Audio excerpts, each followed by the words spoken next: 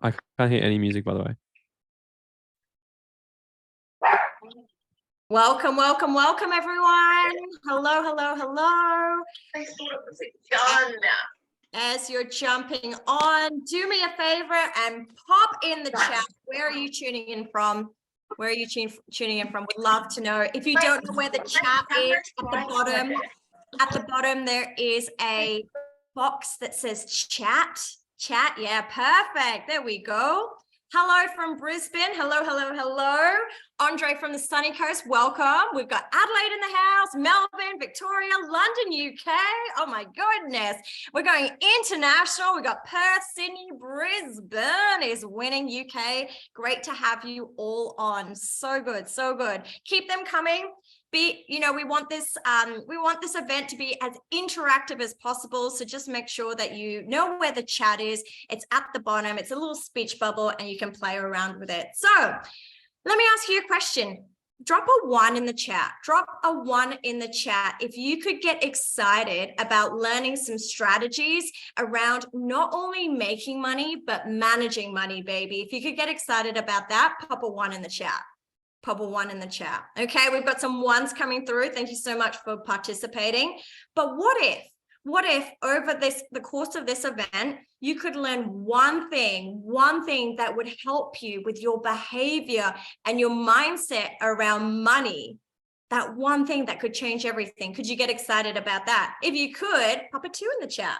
Pop a 2 in the chat. Let's see if you want to learn some strategies around your mindset, managing your mindset. Beautiful. Thank you so much.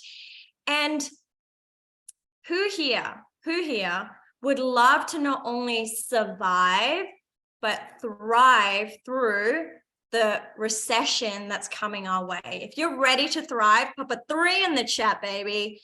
Let's see. Everyone pop a 3. Hopefully you do want to thrive. Amazing. Thanks for playing along. So my name is Alicia Fernandez and welcome to the Mind and Money Summit virtual masterclass. So for those of you who don't know, Morgan and Lloyd, your trainers for this evening, actually had a full day event. I was fortunate enough to be present and they just dropped so much gold, but a lot of people couldn't make it, which is why they wanted to do this follow-up masterclass tonight. So Christy said it was amazing. If you did attend virtual face-to-face, definitely let us know in the chat. Christy said it was amazing. I totally agree. It was great. So before I introduce your trainers for this evening, I just want to acknowledge you for showing up. Over 150 people registered for this virtual event, but they're not here. They're not here. So 90%, you can write this down, 90% of success in life is just showing up, and you've done that. So congratulations. If you've got your camera on, give yourselves a pat on the back. If you're laying in bed, give yourselves a pat on the back for showing up. So good. So I want to hear from you. It's all about you this evening. So what do you want to get out of tonight's masterclass? Pop it into the chat. Pop it into the chat. Do you want to learn more about managing your money, making your money? Do you want to learn more about looking after and learning some strategies and tips around your behavior around money? Would love to know in the chat, because our trainers are on. They're looking at your comments and they'll make sure that what you want to get out of it will be addressed. Okay, we've got changing behaviors around money, earning passive income, managing money, making money, how to thrive in the economic changes. Love that. Limiting beliefs around money. Awesome. Keep them coming, team. So I have the honor to introduce one of our trainers for this evening. So before I met him, I was actually a spender archetype. So that means that I love to spend money. I still do. But back then I didn't have anything to show for my money. I was either wearing it or eating it. And so the trainer this evening taught me how I can still wear my money, but also save and multiply it. So I'm really excited for you to learn from him tonight. But before I bring him on, would it be okay if we made some agreements so we can get the most out of this masterclass? Yeah, thumbs up from Melinda. Great to have you on. So I guess the first agreement is just to be open. So I really want you to, if you hear something that you've heard before, maybe receive it differently this time, because they could share the one thing that could change everything for you. So if you are open to being open over this masterclass, drop an open in the chat, and then that way we can see who is ready to receive tonight. Ethan's open, Melinda wide open. Beautiful. I love it. So cool. And the second agreement is just to be present. I know some of you have your cameras off. I was on a masterclass the other day. It was at 5:30 in the morning. I was in my pajamas in bed under the covers. So I totally get it if you don't want to turn your cameras on, but I just ask you to be present. Sit upright if you're in bed, because you're just going to receive the information so much better. But if you can turn your cameras on, certainly turn your cameras on, because our trainers will know when they're being funny, when they're not being funny, and when their message is being received. Thank you, Tanya, for turning on your camera. So cool. All right. So if you're open to being present, pop a 2 in the chat. Pop a 2 in the chat. And then we're going to move on to my favorite agreement, which just is to have fun. We don't want to take life too seriously, especially Morgan and Lloyd. They don't like to take life too seriously. So we want to have some fun. So when you hear something tonight that you're like, that was good, that was golden, I'd love for you to pop a bingo, B-I-N-G-O in the chat when you've had one of those moments. So should we practice? Pop a B-I-N-G-O in the chat. So bingo, every time you hear something tonight, it's almost like a virtual applause for the trainers. Cool, so cool. All right, so make sure that you actually stay to the end, because your trainers are going to give you a special gift. Who loves free stuff? Say yes in the chat. I certainly love free stuff. Yes, Tanya, so you're going to get a free gift, but it's only for those that stay to the end. And there's going to be an epic Q&A. So if you have any questions throughout the masterclass, write down your questions and you will have the opportunity at the end to ask your question. Cool? So let me introduce your first trainer for this evening. He has not only one university degree, he actually has 3 university degrees in medical science, in law, in business. He's author of 2 books, Money Grows on Trees and Money Buys Happiness. He has the number one how-to money podcast here in Australia. So he's been able to implement what he's learned from university into the real life, because he's got a $1 million share portfolio plus. I believe it's like 1.3 or 1.4 right now, which is really cool. He's been able to earn over $1 million in 2 online businesses. And so you're definitely in great hands. But what I love most about him, I'm super biased because he is my husband, but he is an incredible teacher, and he will take complicated strategies and make them super simple. So I'm really excited to introduce your first trainer for this evening. Please go crazy in the chat as we welcome Lloyd James Ross. Hey, what's up, everyone? Welcome to our masterclass, our Mind and Money Masterclass. What a wonderful introduction. Always love being introduced by my wife. She's so amazing. Give her a golf clap because you can't hear it through the mute, but she's awesome. She deserves a big clap. She's amazing. We're very fortunate to have her opening our call, because she's a powerhouse in her own right. And sometimes I open for her. So we flip back and forth, which is really cool. So wealth tip number 1. Write this down. Find a loving partner who compliments you. It's very important to wealth. I read someone the other day. This is quite interesting, right? I read something the other day, and it was, do these 4 things if you want to be successful. This is not what we're going to teach you, obviously, but I thought it was quite interesting. Number 1, get married. Okay, seems pretty like, huh? I've been trying to get married. Talk about, I've been on so many dates, right? Get married. Stability, because wealth loves stability. It does. Okay. Second thing to do is have a baby once you're married, because you know you're going to probably be with them because you've made a commitment, right? So you're going to kind of minimize probably like not having 2 parents in the one house, okay, which makes it hard. Okay, financially is what I'm talking about. Third thing is, does anyone know? What's the third thing we're going to talk about today? You see Chrissy's thinking, like, because we discussed this in one of our goals. It's be employable. Be employable. I'm going to talk to you about this tonight on this call when we come into a recession, why that's important. You might think that's crazy, but a lot of people aren't employable because they haven't worked on this particular area we're going to talk about on tonight's masterclass, okay? The 4th thing is stay away from lots of debt, okay? Debt's okay, but tons of debt, right? Tons of mortgage debt, tons of Consumer debt, not so good, right? So they're the 4 things, right? Just so you know. If you do those 4 things, you're going to be pretty okay. But who feels like, and pop in the chat, who feels like with inflation at the supermarket at 10%, petrol prices gone up by $4 gazillion when you pull up to the tank, that getting by just got flipping way harder? Pop in the chat me if you feel like that. Like, flip, I was getting by till COVID. Now I'm just getting smashed. Yeah. All right. Yep. It's fascinating, isn't it? Right? So we're all going through these changing times in the environment, in the economy, which we're going to talk about. So I see some familiar faces on here, and thanks to those who turn their camera on. Thanks for that nice little comment there, James. Good to see you, Christy. Good to see you, Pam. Some of our mentorship students in here. Melinda, saw you last night at the Curl and Ray event, which is awesome. Joshy, good to see you, mate. Jermaine, good to see you too. Lisa, who am I missing? Ethan, he's only 15. What about this? Just to give Ethan a bit of a shout out.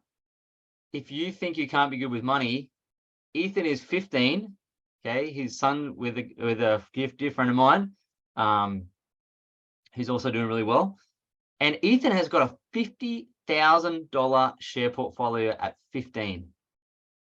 Can you believe that? Give him a round of applause. Yeah. So, hey, if Ethan's on here, right, he's got his camera on. Hey, what's our excuse, right? Like, that's amazing. So anybody can do this, right? Anybody can do what we're going to teach you. So what I want to cover, and if you would have seen it in the emails went out or anything you saw about jumping on here, is that I want to talk to you about, I'm going to give you some statistics around being a millionaire so you understand that, okay? But I'm also going to share some personal experiences with you as to how I navigated 2 recessions, 2 very bad recessions, okay, in my life so far, the lessons I've learned from them that you can take and impart yourself, but also just drill down into some of the areas that I focused on to not just survive through changing economic times like recessions and so forth, and inflation like we're going through now, but actually thrive, right? So pop in the chat. Do you want to survive or thrive? Give me a word. Pop in the chat. Survive or thrive? Tracy wants to thrive. I know Pam wants to thrive. Thrive. Yeah. Yep. The best defense against financial hardship is to step up and thrive and make more money. It truly is. It's the ultimate. Because who feels like, and just a show of hands, those who have camera on, who feels like they have kind of saved every morsel of money they possibly can? They've canceled their Netflix subscriptions. They've done all that. And they're kind of on the bare bones, but they're like, I still feel like I'm just scraping by. Anyone like that? Jermaine, yeah. Tanya, yeah. Okay. So you can't save your way, or you can't cost cut your way to success, can you? I think that's pretty obvious now, right? You're like, flipping heck, I tried all that. Okay. So what we're going to talk about is the thrive portion of that, because you've done the survive. Now it's about the thrive. Okay. I did read I read a really interesting statistic yesterday, actually. I think it's 1.3 million streaming subscriptions were cancelled in Australia this month. That's the number I think I read. So that tells me those little, they're called economic indicators. Okay. Economic indicators. And it's what's fascinating that you guys would really want to know, and early, as soon as possible, is that the economy moves in waves and cycles. Okay. History repeats itself. Okay. It probably doesn't repeat, but it certainly rhymes. Okay. And so we know we're going to go through cycles. So what sort of cycle do you think we're about to go through after having one of the greatest bull markets and, you know, all this easy money and, hey, here's some free money during COVID. That'll work. You'll be fine. Nothing bad will happen, right? Interest rates really low. Let's just flood the market with money for the next 10, 12 years. We've had that cycle. And there's this saying in economics called, or investing called, a rising tide lifts all boats. A rising tide lifts all boats. So we're at the end of the cycle. And now you're seeing the Reserve Bank is increasing interest rates. So anyone with a mortgage, any debt, they're going to see their expenses go up. Okay. So we come to this section in the cycle where people often call it a recession. Okay. And there's a way to navigate that I'm going to share with you, and a wrong way to navigate it too. Don't worry. But I can tell you something that you can take to the bank, guaranteed. We will always have recessions. We will always have recessions. So Ethan's like, yes, good. I'm going to figure out how to get through this one. Then I'm sweet, because every other one that's going to come, he's like, I've got this, right? So we're all going to go through these, and they happen every kind of severely, kind of every 10 years, but quite possibly every 5. And the average recession lasts 10 months on average. Okay. So people often think, oh, a long recession. No, even the Great Depression only lasted 21 months. Okay. So pop in the chat, or feel free to share if you can in there in a number of words. What is a recession? Does anyone know? Before I delve into some things, does anyone know what a recession is? It's okay if you don't, because very few do. Very few. Who's scared of recessions? Come on, who's fearful when they pick up the paper? It's like recession. Yeah. Downturn the economy. Yeah. So the news jumps onto the bad news because it sells newspapers. So a recession is normal. However, what makes it bad is the economy does contract. So it's actually when the country or the economy has negative growth for 2 successive quarters. That's actually a technical recession.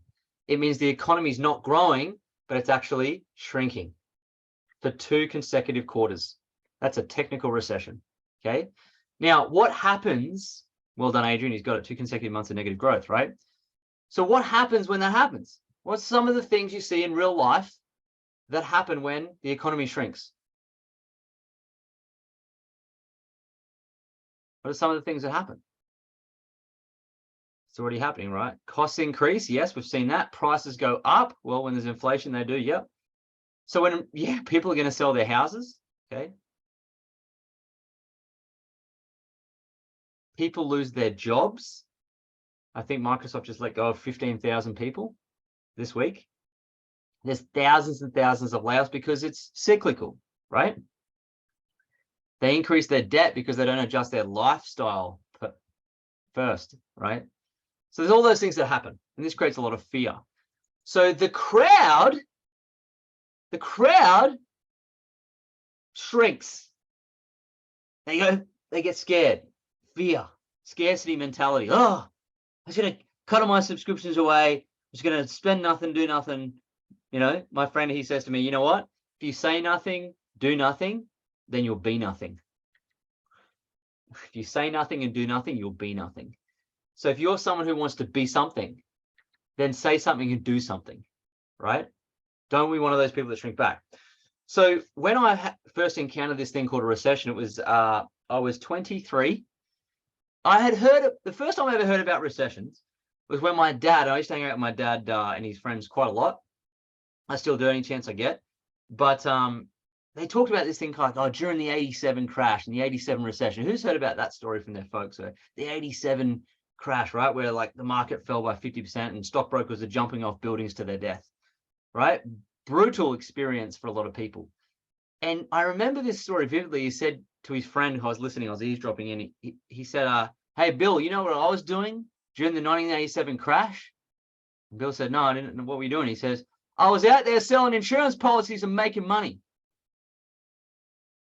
I only heard about the 1987 crash on the TV at the airport where I was signing up a client. That's the only time he heard about it.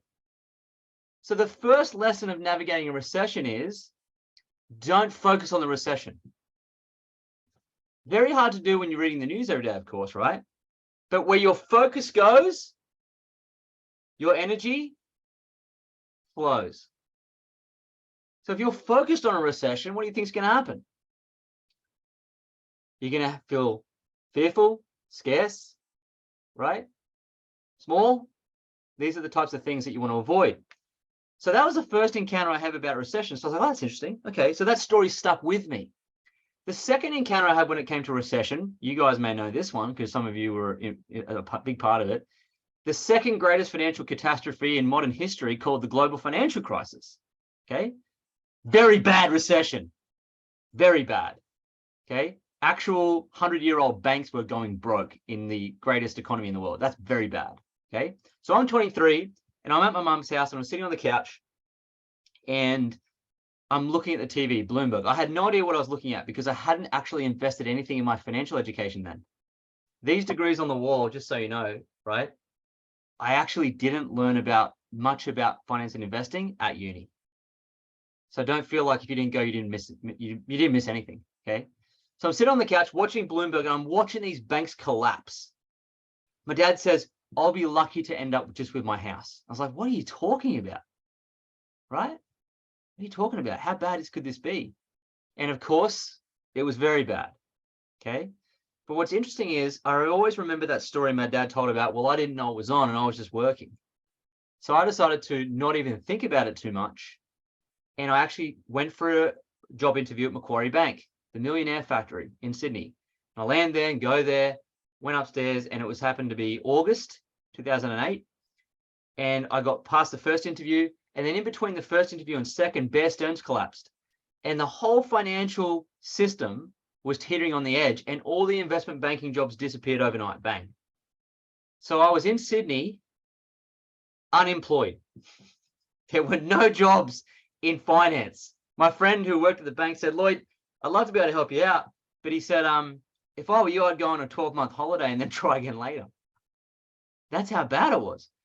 So I remember the story my dad told me. He was writing policies in 87 instead of worrying about it. So rather than kind of like shrink back, I started pounding the pavement. I didn't even enter my head that I was ever going to not be employed. Okay. Because I'd done something with my life prior to put me in a better position than some people. Remember those 4 things: be employable. That's important. Okay. So I did everything in my power to get employed.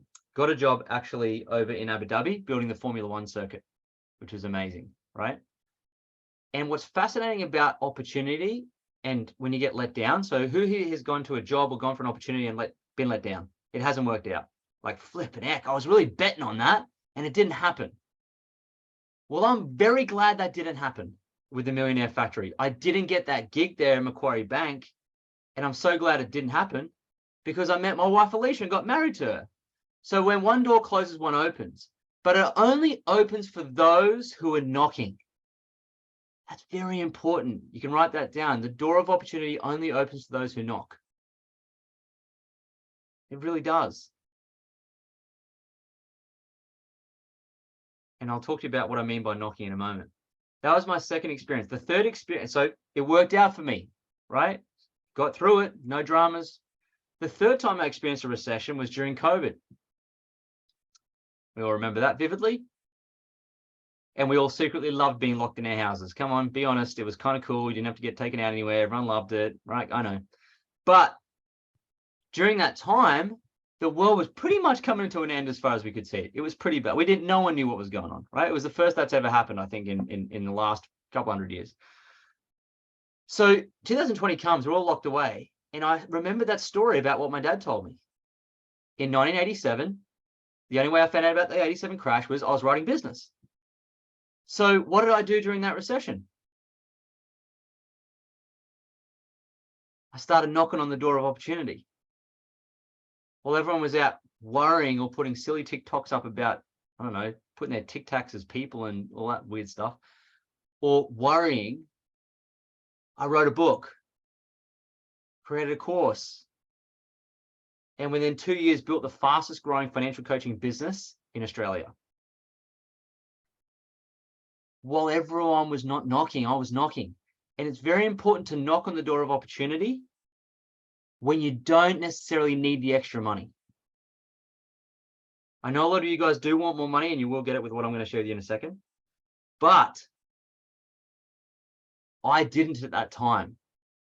But I knew if I could get out and knock on the door of opportunity while everyone else was hiding under the blankets, I would create an overwhelming amount of success for myself. Okay. So I promise you what's going to happen in the next 12 months to 18 months to 2 years as we go through this is most people you talk to will not be thinking like this. They'll be thinking the opposite. And whatever they focus on will expand. But you'll be knocking on the door of opportunity. So what does that look like? Anyone know what that looks like? What does that look like? What the hell does Lloyd mean? What the door? Open the door. I'm ready to knock. Here's the door, right? Here it is. The greatest. Actually, what I might do before then is let me. I'm going to give you some really good take-home lessons in a moment about how to get through this. Okay. But before I do that, I do want to read you some stats. Okay. Because I think it's important for you to know, because it's going to give you a lot of belief that you can do it. Okay. So check this out. These are some really interesting statistics. Okay. When I talk about someone being financially pretty okay, I mean probably they're a millionaire. Does anyone know what a millionaire is? Anyone actually know what a millionaire is? It's interesting, isn't it? Very few probably would. Great, Christy, I know why you know. We talk about it all the time. Hey, she leveled up her financial IQ. That's the result of that because she invested in herself. And that's why she knows answers to those questions. Ethan's close. Christy obviously nails it. It's your net worth of $1 million. It means your assets minus your liabilities equals $1 million, okay? So what about this? Check this out. This will blow you away. Guess in the chat how many millionaires there are in Australia. Guess how many? It's like the jelly bean in the jar question, isn't it? It's very hard. Have a guess. 500? Higher? That's very, I shouldn't say, I want to embarrass him. Cute. I was going to say cute. 5 million. Josh, there's a lot. 1,000. Getting there, Ethan. Bit higher.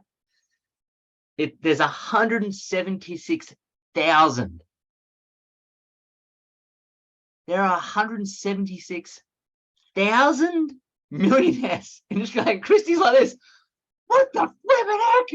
Come on, right? Okay. So that statistic is important. So what does that tell you? What does it tell you? There's at least 2 on this call. Yeah, there are 2. There's more than 2 on this call. But that's good statistics. But what does it tell you? It's not uncommon. It's not as uncommon as what you think. Okay? It is within your grasp. All right? So check this out. Guess how much people make per year in income who are millionaires. The average income of millionaires in the world. I want to say in the United States and Australia, the Western world. Have a guess. Annual income.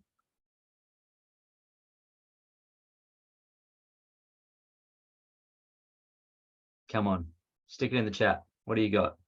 Melinda says 300,000. 350 to 500K, says Christy. Okay. $76,000. $76,000. Now, I'm going to caveat this for you guys, okay? Because it's not quite accurate. This data was taken in 2020. So if we apply some inflation, the average wage in Australia is about 90. And I would intimate that in our country here, but also if we've got some global people tuning in, that's okay.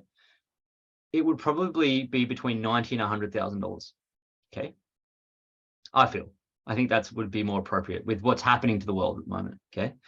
So who feels like that, again, gives them a level of belief that shit, that's not actually that far away from what I earn, or maybe I earn that. What the heck am I doing? Okay. Or what can I do to enhance that? Yeah. Awesome. Okay. Bingo. Okay. That's fascinating. 176,000, and I need probably 90K to do this or 100K to do this. Awesome. Okay, great. So this is cool too, right? It's actually proven that the top 10 richest people in the world, okay, the top 10%, okay, this is really interesting. Born in 1940, who are in the top 10%, live an additional 35 years longer. Can you believe that? Yeah, in the world. Okay, we're not talking about, so we've got a lot of underdeveloped countries included in that statistic. So it's a proven fact. I know that money buys happiness. I talk about it all the time, right? But also buys time on earth. It buys life. Why is that?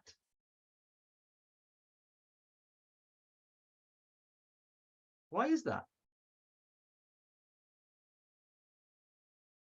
Because you can afford stress, definitely. Lower stress, you can afford better healthcare, right?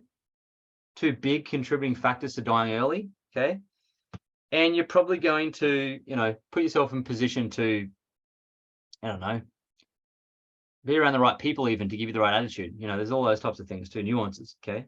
Have someone to do your chores for you, says Tanya. That's right. Okay, awesome. So check it out. Ready? Last statistic before I give you some hands-on pragmatic stuff to go and take into this recession for you to how to knock on the door of opportunity. 8 out of 10 millionaires are self-made. 8 out of 10. That's 80%. Okay. So the reason I'm telling you these stats, guys, is because I want you to have the right frame of mind. I want you to understand that it's got nothing to do with you in terms of your potential. You're not broken, okay? We all have different variety of backgrounds and so forth. But if you're on this call, it means you've got internet, you've probably got a phone, and you're all from me, you're pretty youthful actually. So you got time.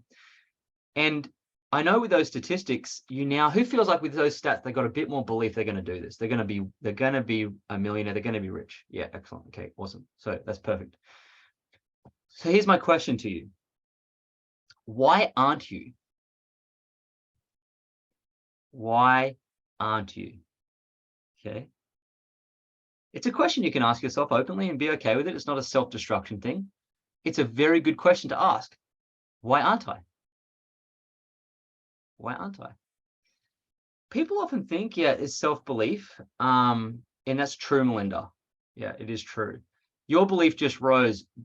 All your belief just rose spending 15, 20 minutes with me just then. Whose belief in what they're going to achieve just rose? Be honest.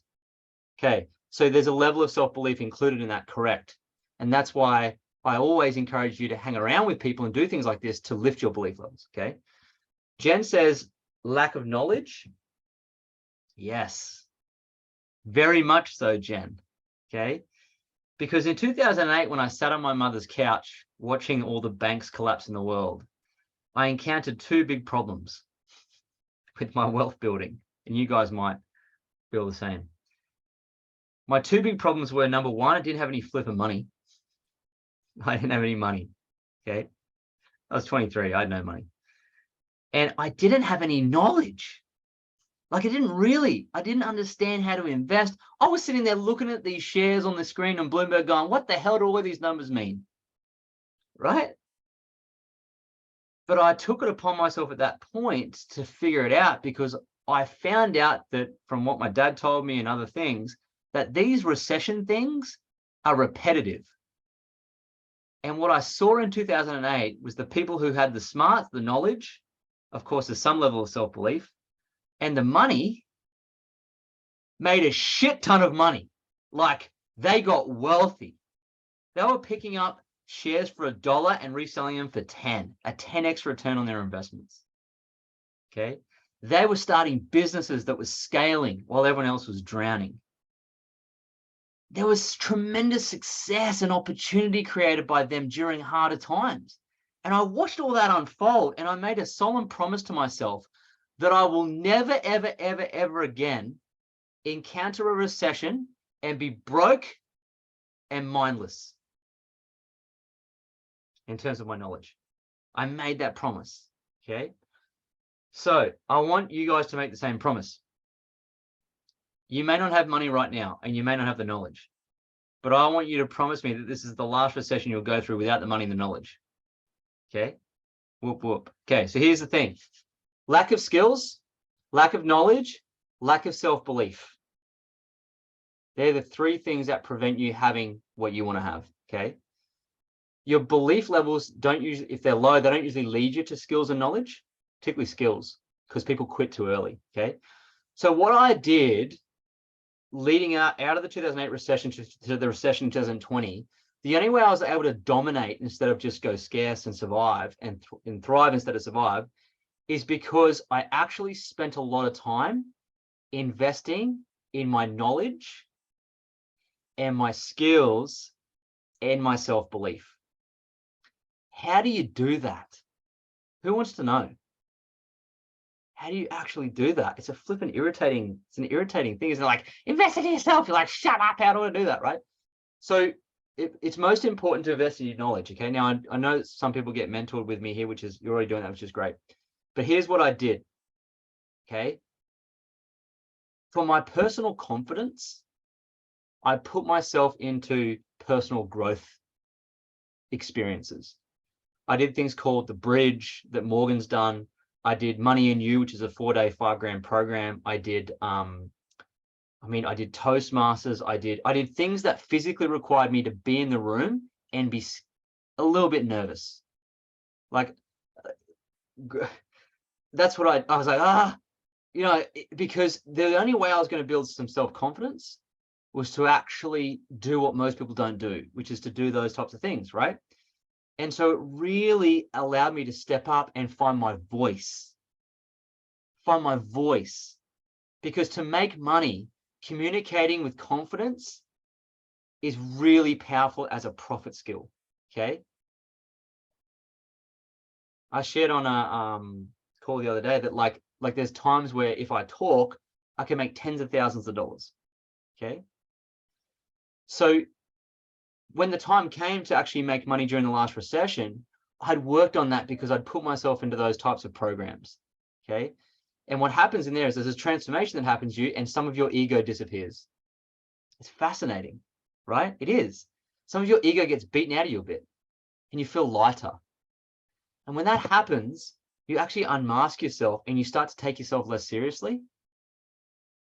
And when you do that, you give less fucks about what people think about you, which then means you start talking more, you express yourself more, you show up different, you put yourself out there, and that's what knocking on the door of opportunity looks like. You can learn how to actually knock then, okay?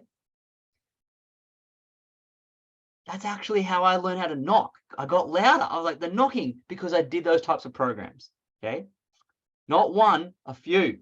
And I repeated a couple Tony Robbins ones too, don't worry, okay? So they're important. Physiological changes like that are important. The other thing that I did, okay, is I actually acquired knowledge. I acquired knowledge around what the hell are shares? Like I've skilled right up in property, okay? I understood like shares implicitly to the point where I'm like, I'm going to be able to buy so many shares for cheap, okay? But all that knowledge also allowed me to develop books and content and teach and coach, right? And I really put the effort in to learn that stuff. And it's quite a very dicey area. Like, who feels that finance is really confusing? Like, truly, it's like, what the hell? Gold, this, that, charts, bonds, like, well, I've made it my personal mission to get through all the rubbish and find the juice. And that's why we have a $1.5 million portfolio. Okay? Because of that. So it was knowledge, it was a physiological change to find my voice, to knock on the door of opportunity, but then it was skills. And when I found my voice from those events and I acknowledged, okay, acknowledge, is that a word? I actually then could put myself in a position to have some level of confidence or courage to start learning skills. And because I'd done those types of events where my ego was shaken up a bit and I gave less F's about myself and I was less self-conscious, I actually started to build skills faster because I cared less what people thought. And that's why I'm okay with making mistakes now.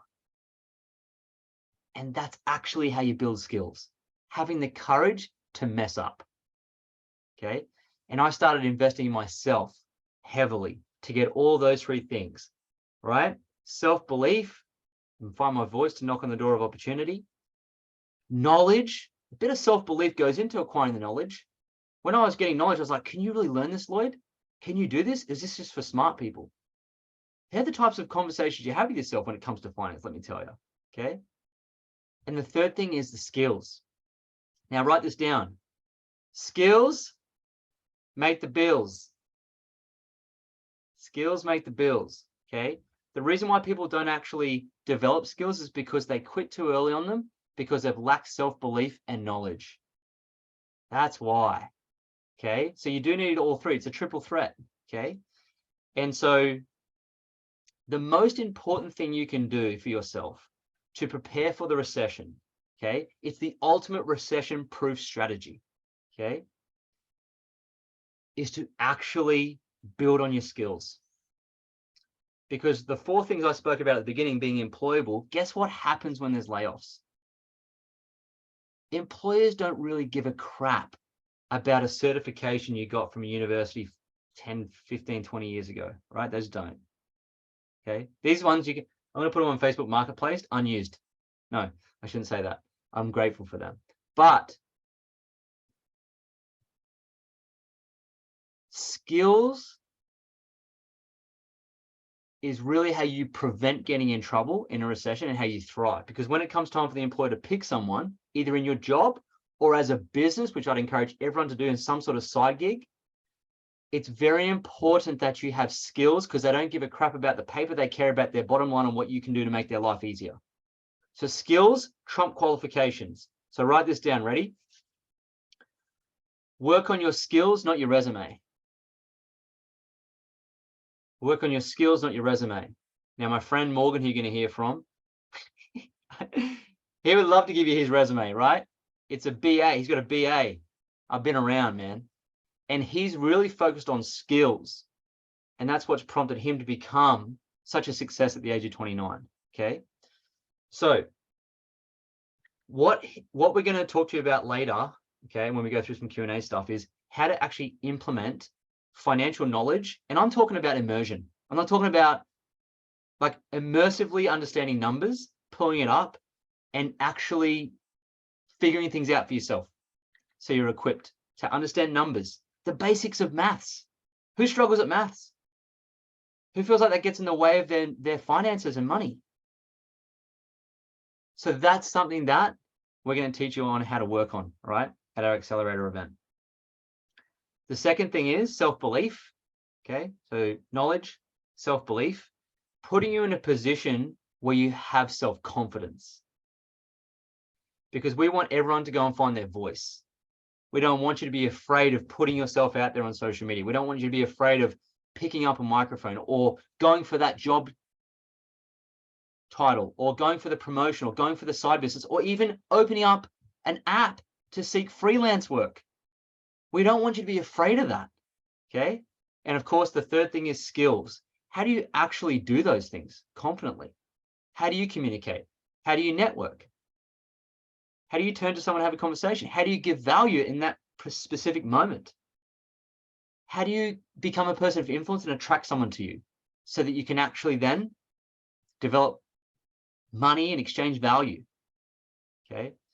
So these are all the things that we dive deep into at our accelerator event. Okay. So pop in the chat for me just to finish it off. What are the 3 things that you're going to work on during the recession? Pop in the chat.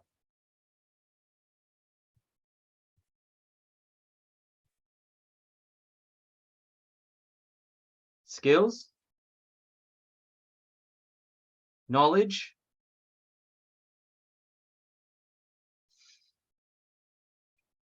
skills, knowledge. Yes, Ashley. And self-belief. Okay. Self-belief. There's this really interesting thing that happens. There's a saying. It's a quote in investing. Okay. And the quote is this: you get rich during a recession. You just don't know it yet. So when everyone zigs and gets scared crapless of recession because they're focused on it, and you're focused on skills, knowledge, and self-belief, and you're doubling down on you because you are the best investment, if you're double down on you, not only will you survive, but I promise you, you'll thrive. You'll thrive when things get back to normal, and you'll be 10 years ahead of the others that hit under the doona. Okay. But you will repeat it another 4, 5, 6, or 10 times in your career, because I promise you, this is not the last recession we're going to have. Okay. There's never a good time to skill up, get more knowledge, or get more self-belief. You will never, ever, ever be ready. Okay. I can only impart to you what I've done personally to be able to take advantage of those uncertain times while everyone's scared. Now I want you to do the same thing. Okay. So those are the 3 things. Now, as I said, my friend who has done those 3 things, but a lot in the skill department and self-belief department. Okay. What is fascinating about him is that he doesn't do, our backgrounds are quite different, right? But they've merged into the same ethos, which is fascinating. Okay. He actually is a tradesman. He was a chippy. Okay. Coming out of school, he was a chippy. And he was telling me that he used to go to work, and he used to say to them, okay, well, what time do we start? They're like 5:30. He's like, what? What time do we finish? He's like 5. He's like, shit. I love the story.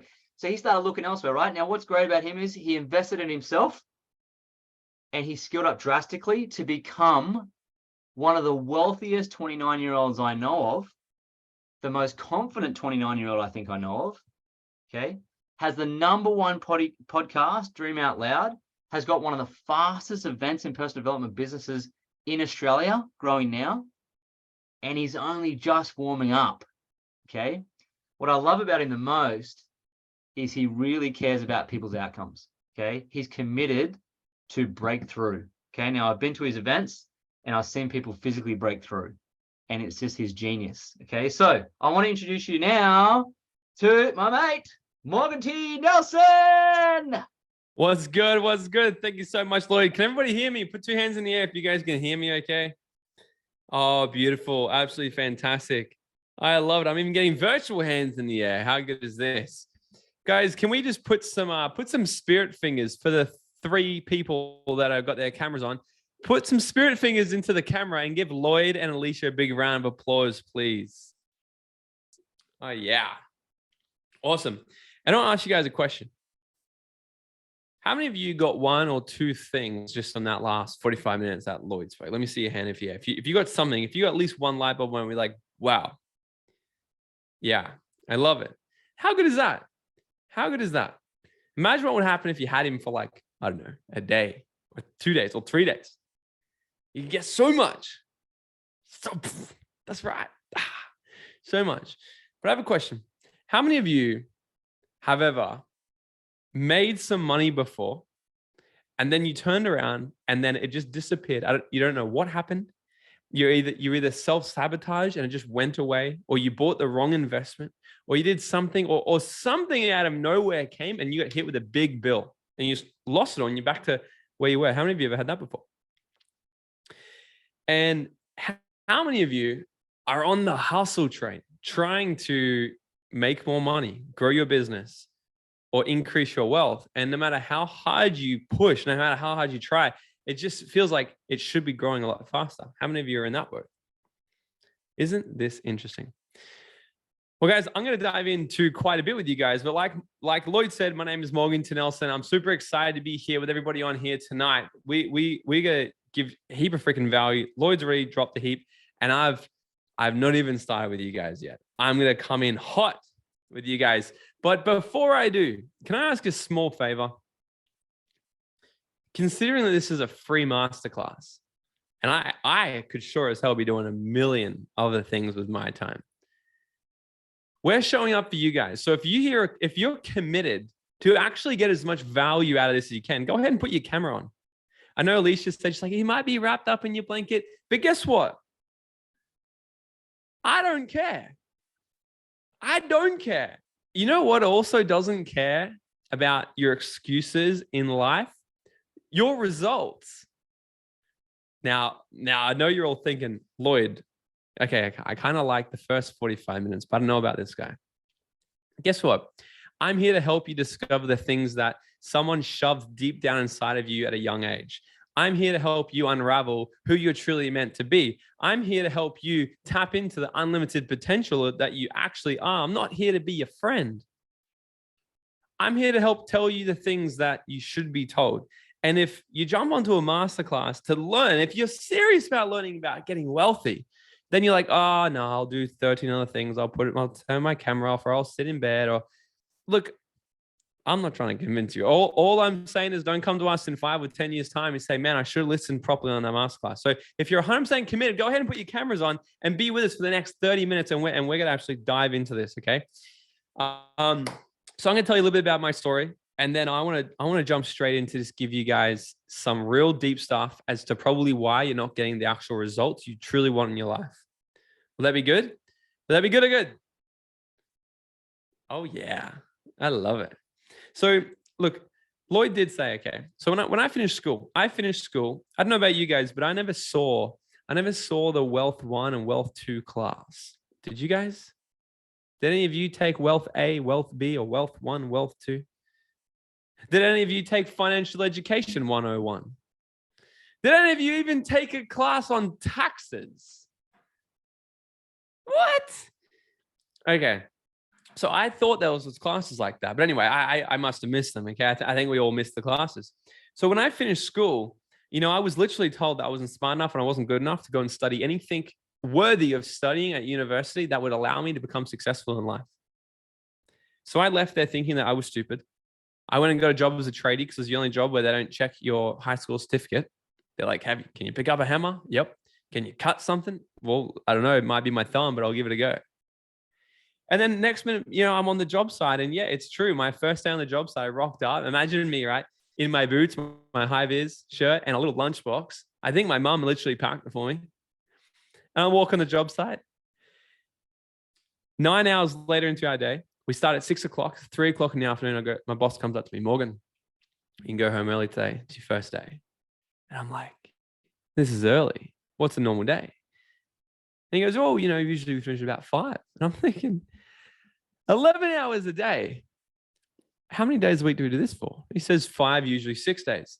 And I'm thinking, this is wild. How long am I going to do this for? And the answer that I came back to in my head was until the day I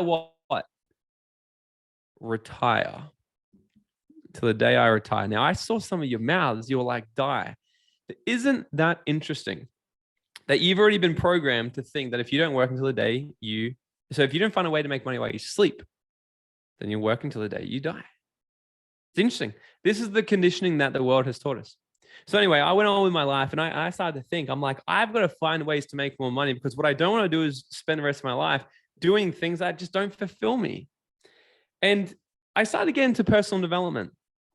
And I read a book called The Miracle Morning. How many, hands up, who's ever read a book called The Miracle Morning before? Right, only a couple. So I read a book by The Miracle Morning. You might want to write this one down. Write this one down. This one is fascinating. You see, before I read the book, I started looking around.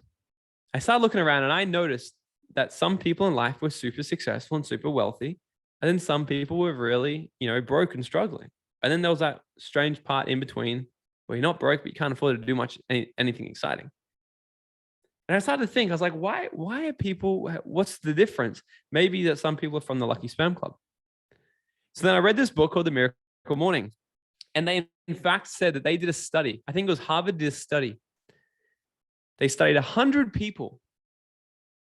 They got them when they finished university and they went and revisited them when they were 65 years old, just to sort of see where they ended up in life.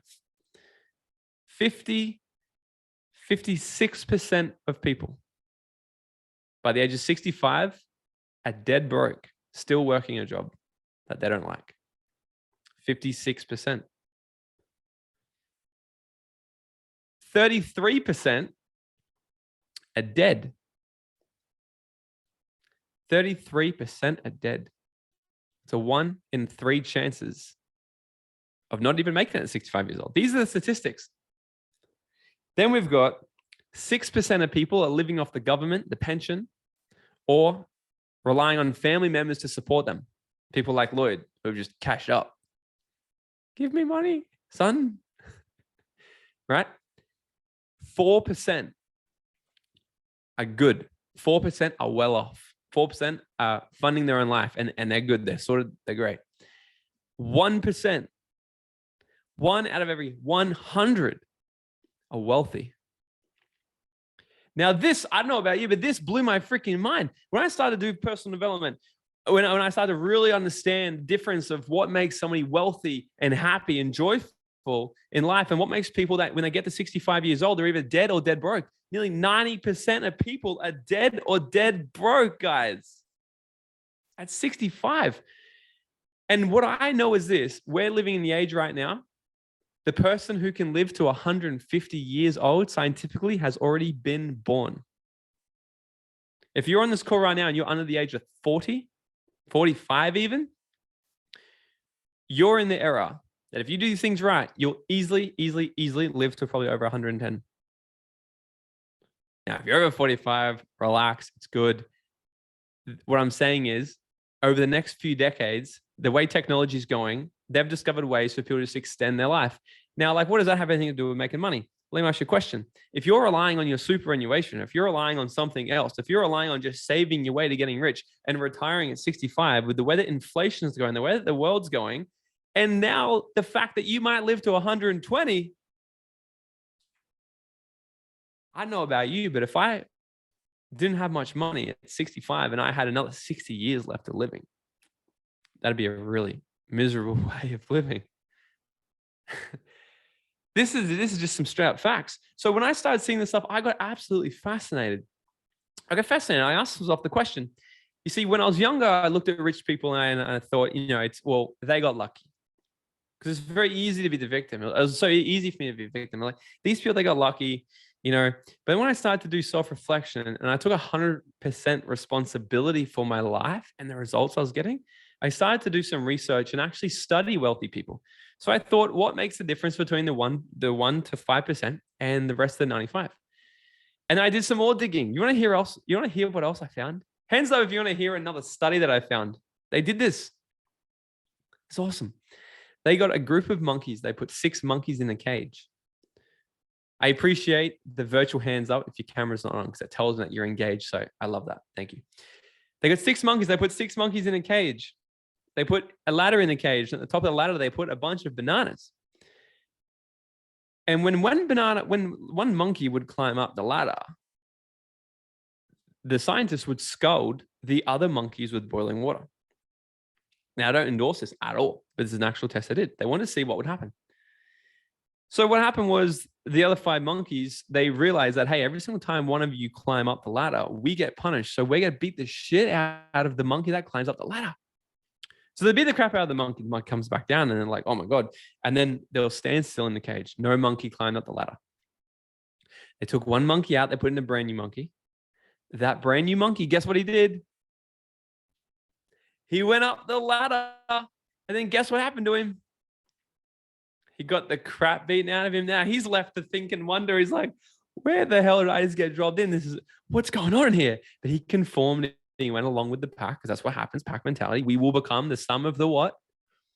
The 5 people we surround ourselves with, right? We all know that. We know that. We consciously know that. But why is the result still not there? So let's continue with the story.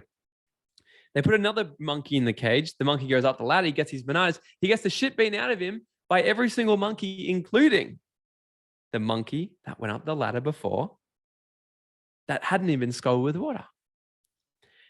They did this. They kept replacing all the monkeys until not one monkey would go up the ladder and not one monkey had been scalded with water. Now, isn't that interesting? If you could have a conversation with the monkeys and you say, hey, monkeys, there's a nice, beautiful bunch of bananas there. Why don't you go after your bananas? The monkey would say, well, that's just the way things have always been done around here. That's just how it is. You know what? They even went a step forward and they can see through to the other cage. And in the other cage, a bunch of monkeys are sitting there. They're eating all their bananas and they're loving life. And they're even looking at them saying, you guys are so stupid. You don't know. You can't eat those bananas. You can't eat them. And the other monkeys would be like, why can't you eat bananas? And the other monkeys would say, don't know. But you shouldn't. You see, there's 3 major areas in our life. From the ages of 0 to 7, it's called the imprint phase. We're walking around a little unconscious mind. We have no conscious filter. 0 to 7, every single thing our minds pick up, we see, we hear, we touch, we feel, conversations of our parents around money, relationships, beliefs, get absolutely embedded. And we develop, like a little sponge, we develop our model of the world. We develop our belief systems, our identity, our values, which are the three biggest driving forces of all psychological behavior. And then from the ages of 7 to 14 is called the modeling phase. So what happens in this phase is we tend to look for someone who's a role model for us. Who's the general role model for people 7 to 14? I don't know about you, but I watched The Simpsons when I was a kid. Think about what that family teaches you about living.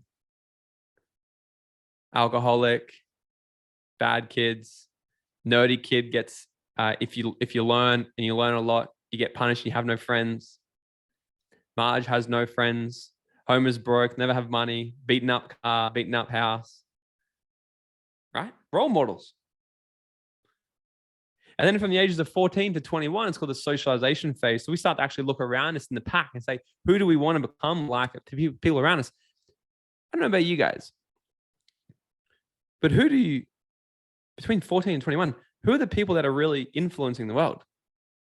Celebrities.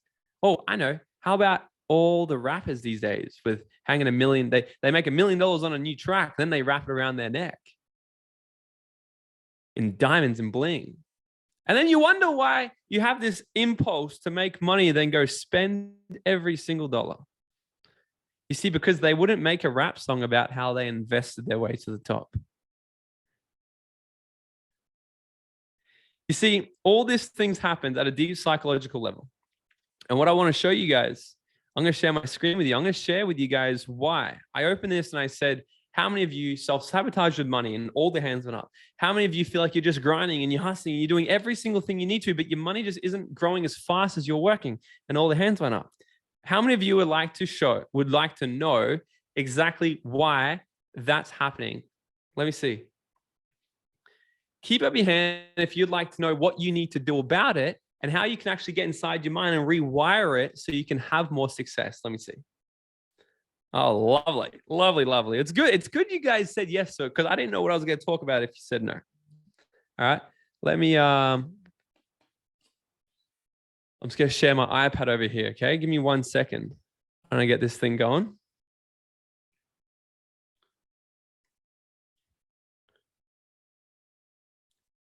If it wants to work. Great. Beautiful. Can everybody see this screen? Give me a thumb up in the screen if you guys can see it. Lovely. So let me explain this to you. You know, what did Lloyd talk about? He talked about the 3 most important things. Who remembers what they are? Go and put them in the chat box right now. If you remember what the 3 most important things are that you guys need to be focusing on and growing right now. Who remembers what they were? Go ahead and put them in while I write some stuff. Yeah. Awesome. So we got the right skill set, the right knowledge, and the right belief systems, right? I always like to make it plain and simple and say, you can have every single thing you want in this life if you're willing to develop the right skill set and develop the right mindset. That's it.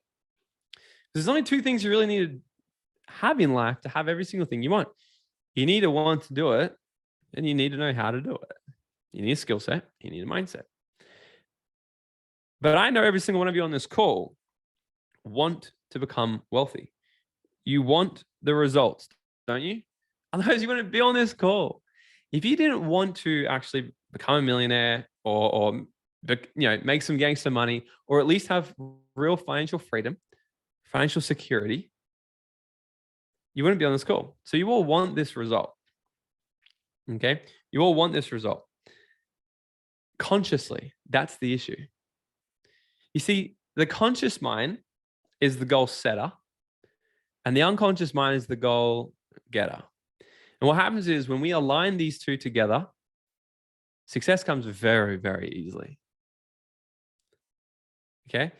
Because when I was 21, I wanted the results. I want to have more freedom.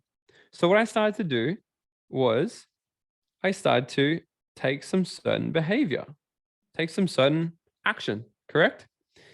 Now, how many of you, by show of hands, have ever taken some sort of action before, some sort of behavior, and you got a really, really, really good result? Hands up if you've done that before.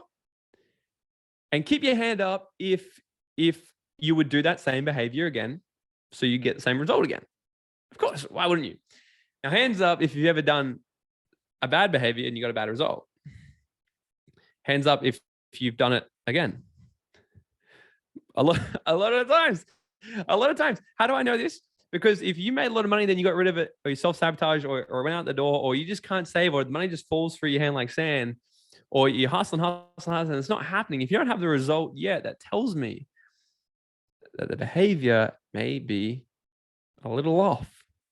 So what happens is we take behavior, we get results, and we tend to continue that behavior because one of our highest human needs is the need for certainty. So we'll continually do behavior that we're comfortable with, even if it doesn't produce the result we actually want, because it's more familiar to us than to try something different. It's how the mind works. So what happens underneath behavior? There's this thing called skill set. You see, in order to do a certain behavior, you need to learn a certain skill set. So what started to happen to me was, I was 21. I was starting my first online business, and I was learning the skills. I was doing the action. I was getting a little result. I was like, And everybody kept saying to me, like, you just got to keep doing it. It's going to happen. And then after a little while, I was like, bro, I've been doing it and it ain't happening. And when I say a little while, about 2 years, I'm like, it's happening for other people. Why didn't it happen for me? So I started to do a really big deep dive into the unconscious mind. Because the unconscious mind, the conscious mind, that's what this is up here, okay, is about 5% of all your brain power. 5%, everything you're aware of, everything you're conscious of, is about 5% of what's actually happening underneath that surface. Have you ever thought about, hey, I need to grow my hair today, and then you just grow your hair? Have you ever thought, hey, I better beat my heart. Better do it again. Do it again. Do one more time for good luck. Okay, do it again, actually. Have you ever thought that? No. It's all unconscious behavior, thankfully, right? So what happens is, this is the 5%, but then what happens underneath this is this thing called our belief system. Now, Lloyd talked about this, right? We need to go to work on our belief system. Now, if we have beliefs that are not empowering to the skill set or the behavior or the results that we want to get, then we'll do everything in our power to actually avoid getting it. Who's following? Hands up if you're following. You see, the mind works quite simply. It only wants either one of two things. It wants both of these things. Write this down. The first thing it wants to do is get pleasure. It wants things that make it feel good. This is why people are addicted to social media. It feels great. It also feels good to make money. Both release dopamine. The second thing the mind is going to do, it wants to avoid pain. This one is a higher priority. So it'll do anything to avoid pain before gaining pleasure. But think about this for a second. If you've got a weird belief system that if you believe that obtaining large amounts of wealth will create something negative, like, I don't know, fear of failure, fear of success. If I have a lot of money, people won't love me. If I do this, then this. I'm not smart enough for this. I'm not good enough for this. People like me can't eat my bananas. It's just the way things have been done around here. People in our community, we don't get rich.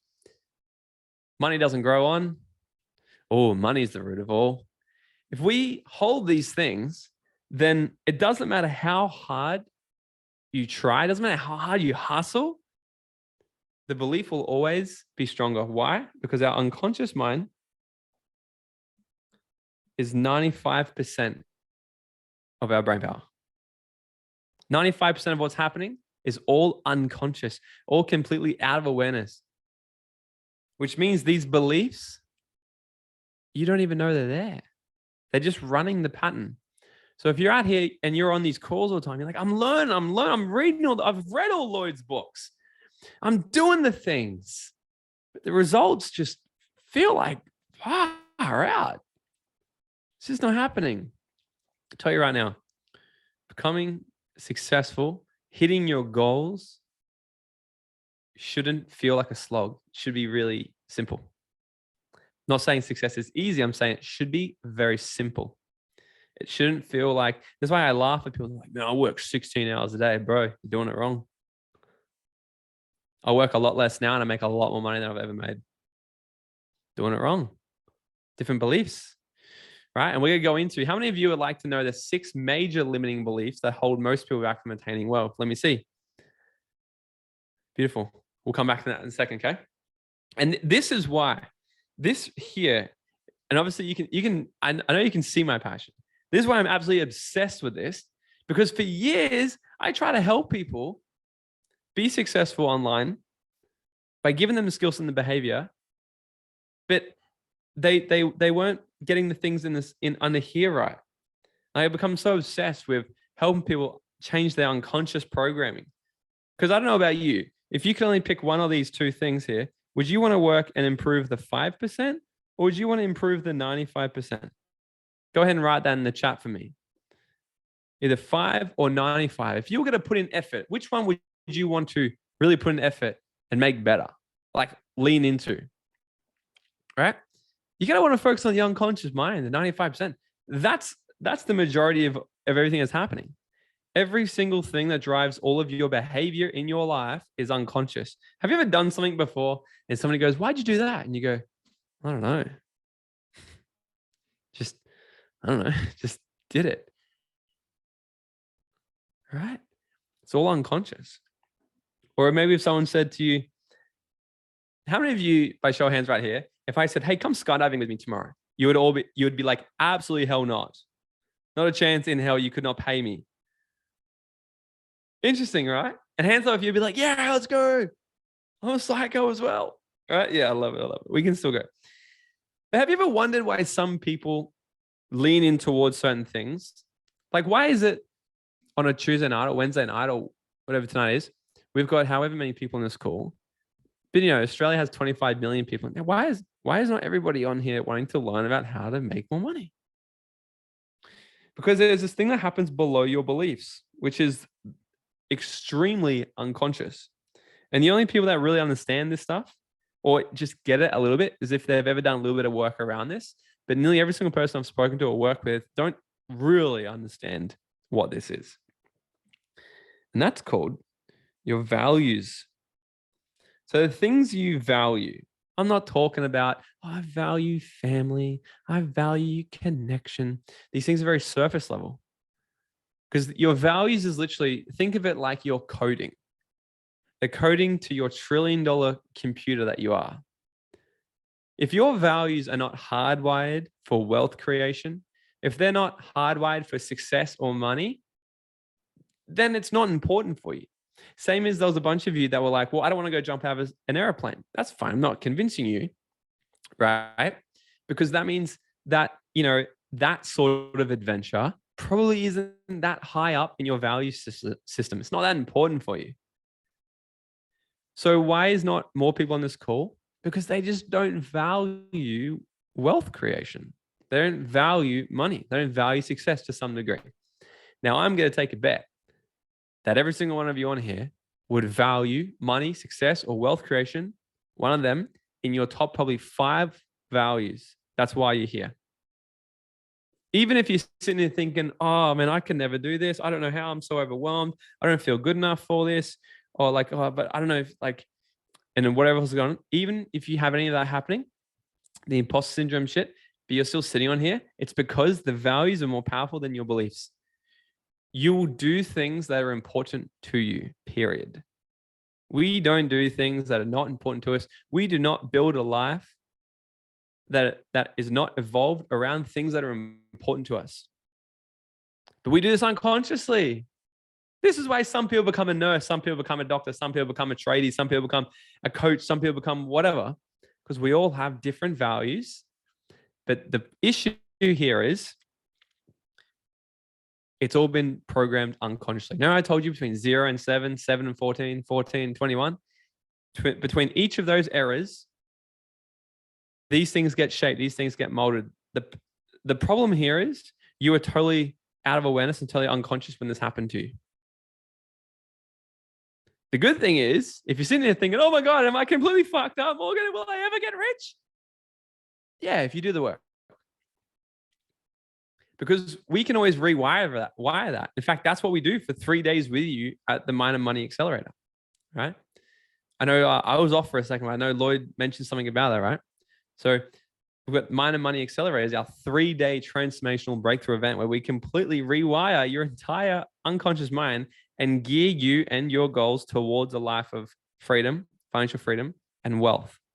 Then Lloyd comes in and really teaches a hell of a lot around the skill set. Because what's the point of really, really, really wanting it and knowing you can have it if you don't know how to do it? And what's the point of knowing how to do it if you unconsciously will do everything in your power to self-sabotage it? So what happens underneath values? I know you're asking, like, Morgan, what happens in here? There's this thing called our identity.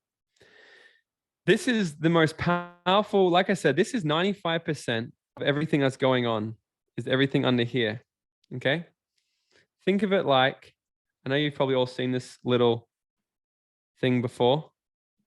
What is this? Right? It's an iceberg. Okay. But have you ever wondered what moves an iceberg? What moves an iceberg? See, this kind of looks like an unconscious mind, right? It's kind of like, about 10% of an iceberg sticks out of water, and about 90% is underwater. But have you ever wondered what moves an iceberg? Is it the wind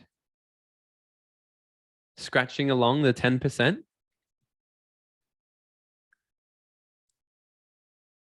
Or is it the tide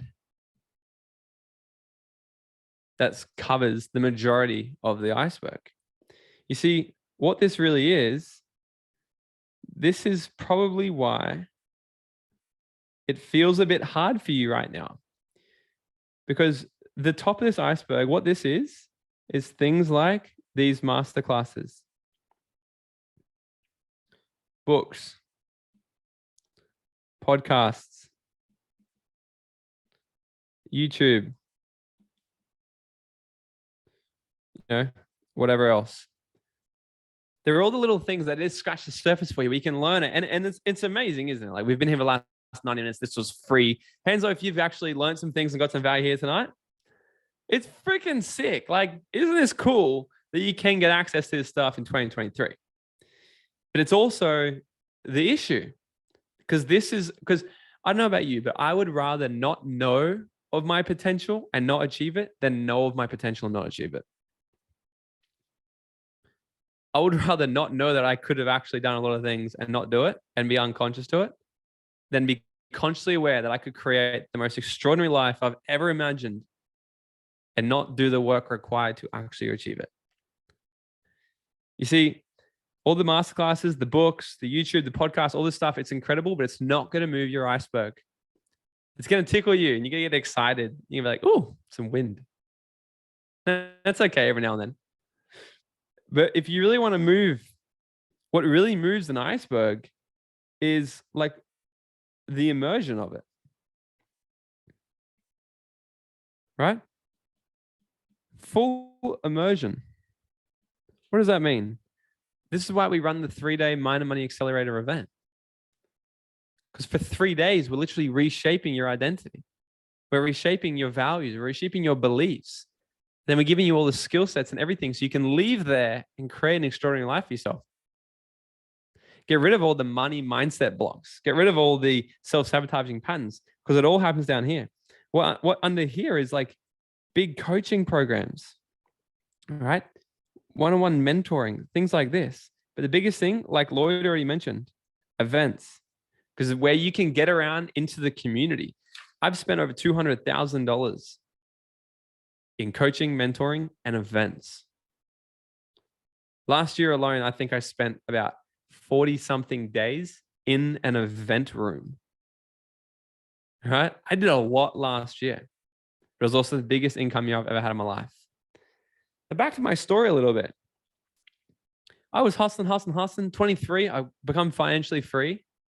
I was like, that's pretty cool. made my first 6-figure a year business at 24 by the beachside in Mexico. That was pretty cool. By 25, I was the top number one income earner in our entire company under 25. I'm going to speak on stage in front of 6,000 people and teach them the secret hacks, the mindset, and how I actually do it. But then what happened was this. I was making money. And then it dipped again. And I hit this point here now. It just made me think. I was like, what the fuck, man? I've been here before. And it made me really wake up. I was like, there's something more underneath here. There's something more here that I haven't yet completely mastered. And I went in and I played with the combination of my beliefs and my values and how the conflict in between them. You see, if we find one thing in our life is super, super, super, super, super important to us, but we believe that thing that's important to us, like, I don't know, wealth creation, is impossible or will bring us something negative, then we'll self-sabotage every single day. That's what happened to me. I came back to Australia and I lost a lot of money in a bad investment. And I lost all this money, like one by one in about a month. And that's what I was like, this ain't right. I got this stuff right. And since that day, we've cleared well over about 1.2 mil. Since that day, my highest paycheck in a week has been about $125,000. And we're well on track to do multiple 7 figures this year. I'm not saying any of this to be like, yeah, I'm the man. I'm saying this to be like, I've really figured shit out when it comes to how human minds and psychology work, when it comes to creating the life we want. So I did promise you guys, I was going to give you guys the 6 beliefs. Do you want them? Are you still with me? 2 hands in the air if you want to hear the 6 limiting beliefs. All right. Right. So when me and Lloyd got together, because here's the problem, actually. I'll tell you how the Mind and Money Accelerator 3-day event even come about. We're running all these events. We had all these amazing people come, and I would see people come to the back and they'd want to do payment plans and stuff like this, which is totally fine. We have super affordable payment plans to help people come to any of our trainings. But the thing was, they would tell us they were absolutely broke. And I looked and I was like, far out, man. Like, you shouldn't be investing in this. You should be investing in something to learn how to manage your money, learn what your money archetypes are. Alicia started at the start of it, and she said, I'm a spender, which so am I. We're the best people to hang out with at a bar. We'll always get around. But if we're in Mexico, I can only order for 5 people because I can't count higher than 6. Okay. But if you really want to learn what you like, I really want to teach people what their money spending habits have been like why they're still 30 years old at my event and don't have like $100 or $200. And I'm like, we need to create something here that can really help people get their money right. And I know that it comes with getting their mind right as well, because it comes together like this, as I just sort of showed you. So that's why we talked about it. We're like, let's create a 3-day Mind and Money Accelerator event where people can actually come in one in on the door, one in on Friday, and leave on Sunday, and we'll literally reshape every single thing that makes them them, everything they've picked up from the ages of 0 to where they are right now that have unconsciously kept them where they are. And if you're sitting there thinking, well, I don't have any unconscious patterns that are negative for me, well, just ask yourself the question: does your bank account reflect the life you want? Does your bank account reflect the results you consciously say you want? Often, does your cash flow, residual or passive income, reflect the life you want? And if the answer is no, then there's 1,000,000% something there stopping you. Okay. So let's go through these super quickly. Number 1 is the unworthy. The unworthy, I call them the programs, right? Because think about the monkeys in the cage. It's called programs. If you grow up in a cage where you're told you can't have this, you'll eventually grow up thinking that that's just the way that things happen around here, and you won't know why. So sometimes people, this really happens between the ages of 0 and 7. They start to pick up these things because like no one ever wakes up and goes, you know what? I'm going to feel like being unworthy today, maybe for the rest of my life. It doesn't happen like that. what happens is they develop this identity, okay, at a very young age, that they believe that they're just not that worthy. Now, your self-worth and getting rich have 100% every single thing to do with each other. This is why we help people really break into this one especially. Help people really break down the walls and break through the barrier that's holding them back of not feeling worthy enough of achieving the wealth that they want. When I really started working on this, money started coming to me. And I did a lot less for it because money's energy. If we don't feel worthy of receiving, right, then money won't want to come to us. Okay. So that's a big one. That's a big one. That's why we really need to reshape a lot of stuff over 3 days. Okay. Which, by the way, I'm not about to sell you anything as well. We're not selling you a thing on this call. We want to give you guys absolute value. And I know who's actually already coming to the Mind and Money Summit. I know there's a couple in here. So cool. If you guys want to come along to the Mind and Money Accelerator, spend 3 days with Lloyd and me to completely rewire your whole belief system, value system, identity, and learn practical money management skills so you can leave there and be happier, wealthier, and healthier than you've ever been in your life, then reach out to one of us and we can give you details on it. But right now we're here. We want to give you a heap. Okay. So the next one is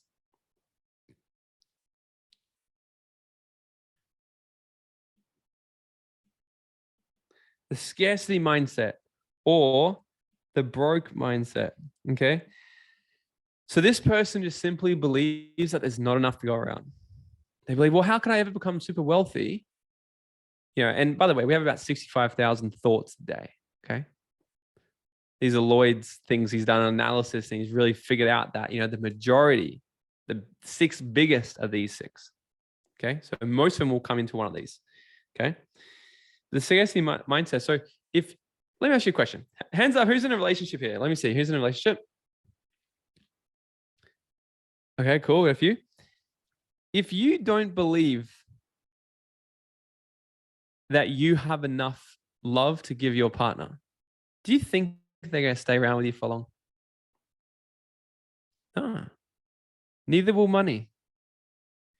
If you believe that your partner doesn't have enough love to give you, will you want to stay with them for long?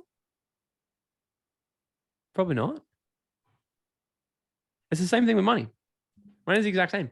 If we believe that there's only a limited amount, that's such a lie. You know, 1/3 of all the money that's ever been printed in the entire world in the US was printed in the last 2 years. You're telling me there's not enough money in the world? Money's just getting printed every single day. It's insane. Okay. So the thing is, but this is what traps them, right? And because the beliefs just really hold in still. So let me ask you a question. If you believe there's not enough money out there and what's the point of even trying, will you actually even try? Lloyd could tell you exactly what to do, but will you be motivated enough to actually do it? No. Even if you did do it, energetically, you'd self-sabotage it because remember, the unconscious mind is going to do anything to avoid pain and it would marry up embarrassment and shame to that. That's how it happens. And you know, if you're thinking like, well, this doesn't make sense or how do you prove this? Well, I prove it by do you have the results you want or not yet? Chances are, you know, maybe something underneath the hood we can have a look at, play with, tinker, see if it does something. All right. Next one is the delusional money mindset. So this person just sets super unrealistic goals and stuff. They're like, okay, yeah, I did this 90-minute masterclass. I'm fired up now. Lloyd has a Rolex. So you know what? I can go out. I'm gonna get 5 Rolexes this month and I'm gonna be a billionaire by the end of this quarter. Watch me. I say, wow, that's an incredible goal there, Jeff. How much did you make last quarter? Well, you know, I am on Centrelink. Okay, well, that's okay. What's your plan to make it this quarter? I don't know. But trust me, it's gonna happen. Because I have the belief. Lloyd told me I need to believe. I believe. Right? This is the delusional money mindset. Where it's just like, I'm never gonna say be realistic, but there's gonna have some level of realisticness to this. Otherwise, we set things so abstract where our unconscious mind will look at it and be like, you've never even done anything close to that in the past. How are you gonna accomplish that? And it just won't do it. Okay? Delusional. Next one is I'm busy. Right? This person here, they always just say, "Oh, but I'm too busy. I'm too busy to learn about making money. I'm too busy to invest properly. I'm too busy to speak to, a financial coach. I'm too busy to come to a 3-day event. 3 days to learn about how to rewire my unconscious mind consciously so I can attract all the money and wealth I've ever wanted. Oh man, I don't know about that. I guess it's just not for me. Because I've only got 20 hours in a day. Everybody else has 24. I'm just too busy, right? Who can relate to one of these so far? Put up your hand if you can relate to one of these or more than these. All right. Thank you for being honest. Thank you for being honest. I can relate to every single one. I've been through or held one of these at one point in my life for a long time. Okay. Next one. The jackpot. Money mindset. This person goes, screw shares, screw stocks, screw a 3-day event. I just got a tip off by one of my mates, postman's brother, because he overheard someone talking about this new Bitcoin on the street, and it's going to be better than any other Bitcoin. And I'm going to buy them all. I'm going to be the richest person in the world. So I'm going to take my last $1,000 and I'm going to slap it on that. And then within 3.7 seconds, $1,000 goes down to 14 cents. Who's heard of someone doing this? Who's done this? I've done this. I've done this. Right? I'd be like, oh yeah, good tip off. I'm gonna, right? But here's the difference. I will do stuff like that. It's good risk management. If I'm gonna buy something that's super risky, I'll only ever invest the amount of money that if I lost it, I would be like, damn it. But if it went really good, I'd be like, cool. That's just, I don't know. That's how I do it. But the jackpot mindset, let me ask you a question. What this is really like is like going and putting $1,000 on black at the casino as your wealth strategy. Right? Nothing wrong with gambling. I love gambling. I love playing poker. Right? But it's not my strategy to get wealthy. Okay, but let me ask you a question. Is $1,000 a lot of money? Hands up. Fabian, who thinks $1,000 is a lot of money? Some pay yes. Someone like, no, $1,000 so much. Let me ask you a question. If you put $1,000 on black at the casino and you lost it all, was that a lot of money? Yeah, that would suck. But if you took $1,000 and if Lloyd said to you, hey, I'll give you my Range Rover for $1,000, would you take it? You probably would, but you'd probably even stop and be like, wait, hang on a second, this doesn't make sense because this is way too cheap. That's not a lot of money. But it's the same amount of money, but next time you're like, hey, that's not a lot of money at all. So is $1,000 a lot of money? Depends on the context. You see, if you ask me, is $1,000 a lot of money? If it got me something that's going to give me a return on my investment, then that's not a lot of money at all. Money down that is going to make you healthier, wealthier, and happier is always a good return on investment. That's why I've invested over $200,000 in the professional development, because every single time I invest, I make more money back. I always invest my skill set and my mindset. It's really what helped me get to where I am. All right, and the last one, my favorite, YOLO. Only live once, bruh. You only live once, bruh. I'm just gonna make all my money, man. I'm just gonna I'm nearly finished getting my skydive license, right? So if you can imagine, people who like to go skydiving, they're kind of like surfers. They're kind of like, man, I just like to be free, bro. So I meet a lot of people out there, and I'm like, so what are you doing up here? And I've met so many people where they're like, man, I don't really know. I just quit my job, and I don't know why they're American. I'm in Australia, but they're like, man, I just quit my job, and I'm just up here diving, man. Oh, cool. What do you get to do after? I don't know. Probably just when I run out of money, see if I can get another job.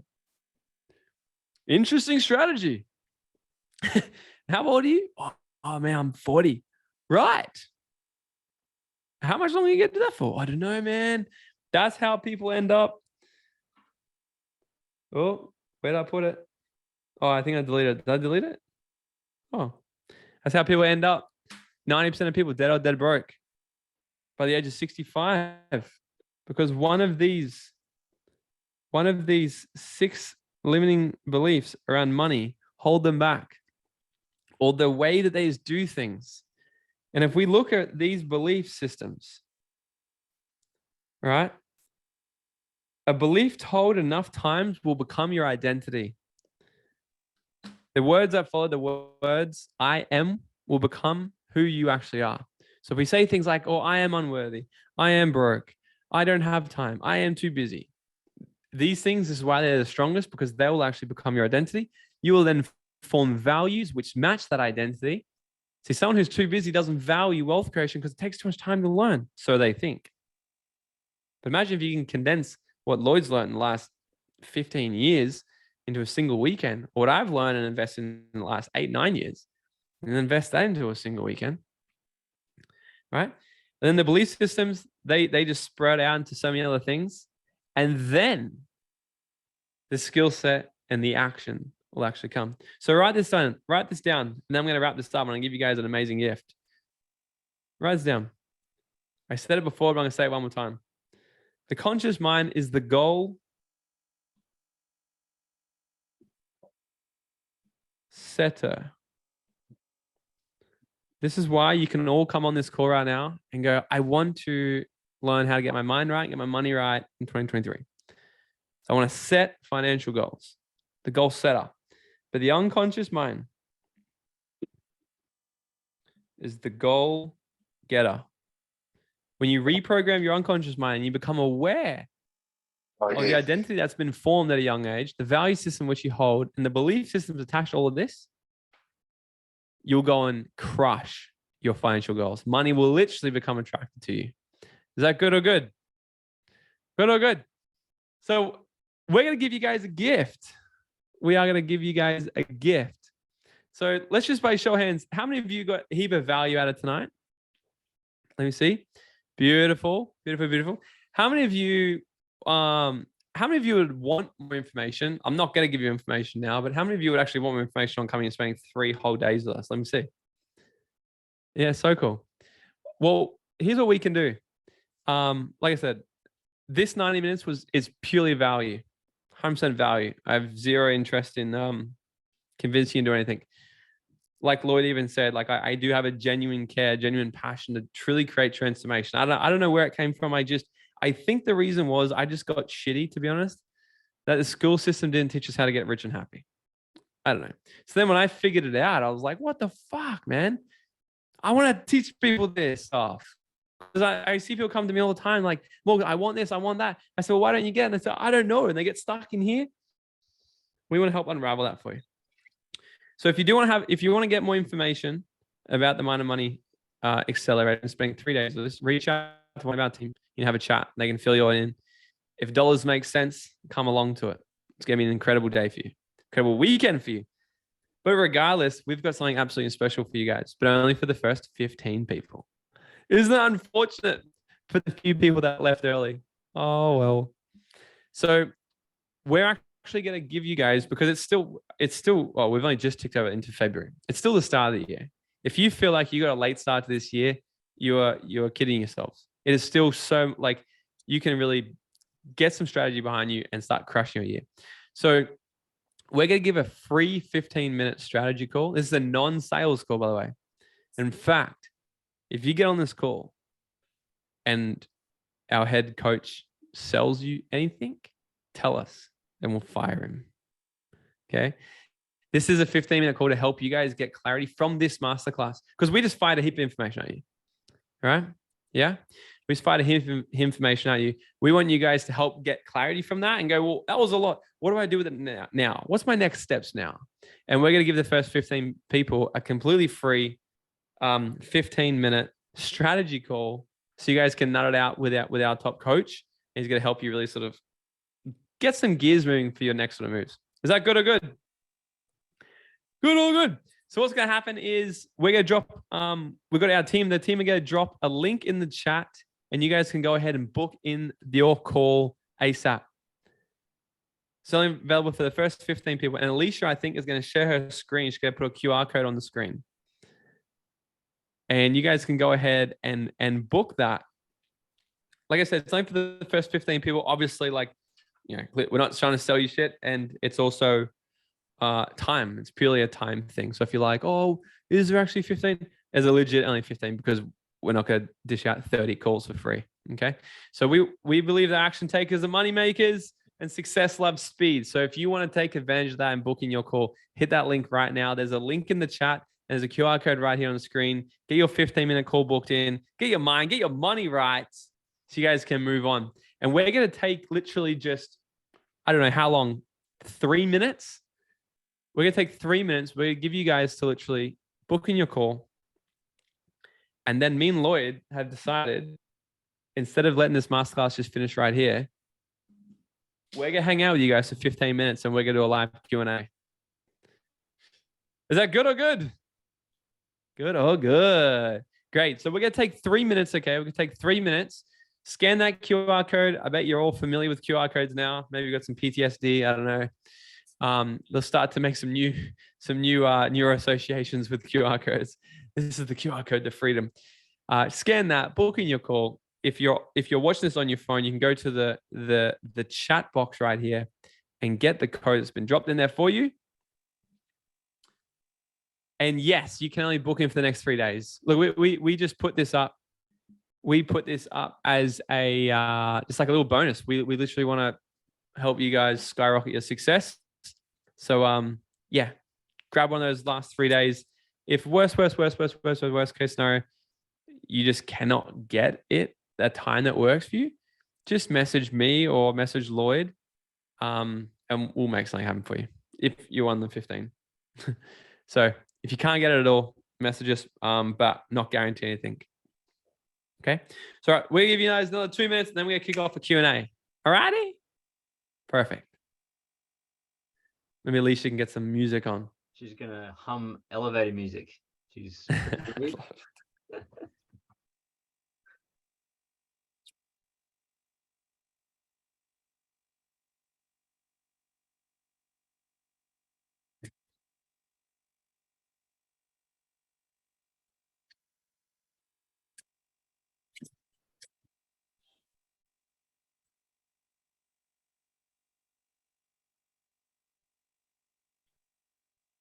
not working.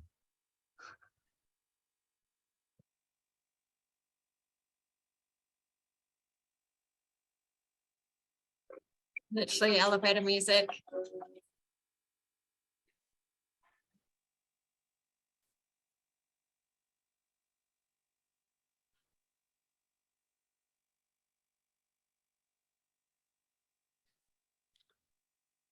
I can't hear any elevator music. Oh. How Yeah, weird. All good. All right, we'll get another 60 seconds, guys. If you haven't yet booked in yours, go ahead and book in that. And actually, we can just leave that up. Why don't just leave that up and let's just kick it up the Q&A right now. Let's get it. Let's get it. We can just Giddy up. Yeah, we can hide the screen. Alicia, can you just leave the code up in case if anybody hasn't got it yet? On my screen. That's on my screen. Oh, So just want to leave it up? yeah, leave it up. Just in case if no one's got it yet. Let's do this with the thing. Yeah, we just put it on half. Beautiful. Half? And yeah, great. So how we're going to run this Q&A, okay, is going to be super simple, okay? You'll put up your hand, put up a virtual hand if you can, and we're going to pick the virtual hands. And when you unmute, you're just going to say, okay, my question is for Morgan, or my question is for Lloyd. And then you'll say, my question is, ask your question. Okay. So how not to do it is, my question is, you see, what happened to me when I was 7 years old, mum yelled at me and she threw a $100 bill at my face. And then I think, I'm not sure if in that, okay. So no story, just question. Say, my question's for Lloyd. And I want to know, Lloyd, where do you get your haircut? It looks absolutely beautiful. Okay. All right. So we're going to roll this for the next 12 minutes. Let's go. So pop your hand if you guys want to dive in. If we got the first one, David Andrews. Davey. Good to see you, mate. Can you hear me? I don't think you can hear. Yeah, we can't hear you, Dave. He did put a question in the chat directly to me in direct message. Okay, cool. How do I book for the 3-day event? So I'll just scan the QR code, but you're driving. I'll send you the link, Davey. As you're driving? Oh yeah, if you can send the link, Lloyd. Just mate. Yeah, it's all good. I think he's driving. If anyone wants the link just direct, and you're like, I'm just fucking in, just message Lloyd. You can get it, but talk to one on the team because maybe they'll convince you even out of it. Maybe you won't even need it.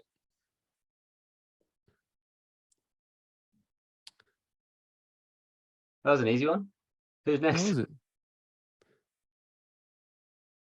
No questions? Do you have a hand? Ethan.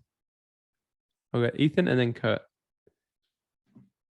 How many hours did you spend on like mentality stuff for goal setting? This is for me or Lloyd? Oh, Morgan, yes. Yeah. Sorry. How many hours, man? I can't count how many hours. Yeah, honestly, I'm obsessed with it. Like every single morning I wake up, like part of just, my morning routine, whatever is, part of my daily habits is I'll read a bit of a book or I'll listen to a podcast or I'll even sit and watch, something on YouTube. So I'm continually sharpening my axe. So it's every single day, even where I am now, like I run all my own programs, I'm still every single day sharpening my axe, learning more, because there's just, the more you know, the more you realize you don't know anything. And never stop. Did that help answer your question? Love it. Beautiful. Did we have... You know what's really interesting about that, Ethan, too, is that you don't really work on mindset. You work on doing things, overcoming challenges, and your mindset develops as a result of that. You don't sit there, like I don't sit there at my desk and go, okay, I want to work on mindset right now. It doesn't work like that. Yeah. You fortify your mind by doing challenging things.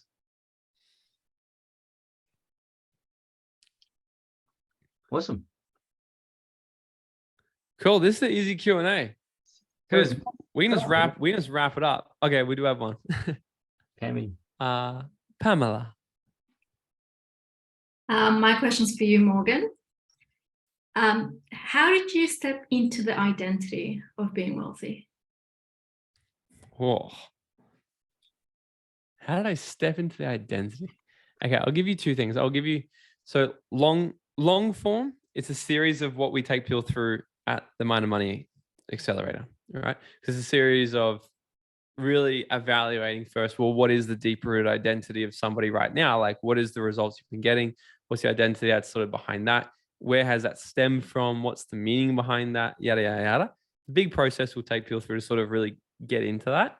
But for some quick sort of things right now, look, everyone's different. And I don't know if Lloyd's done this. Well, Lloyd kind of grew up, your dad was a millionaire. Lloyd kind of grew up, money was more of a topic, I guess. Yeah. I grew up where money was never talked about. Like, and in fact, you don't talk about it.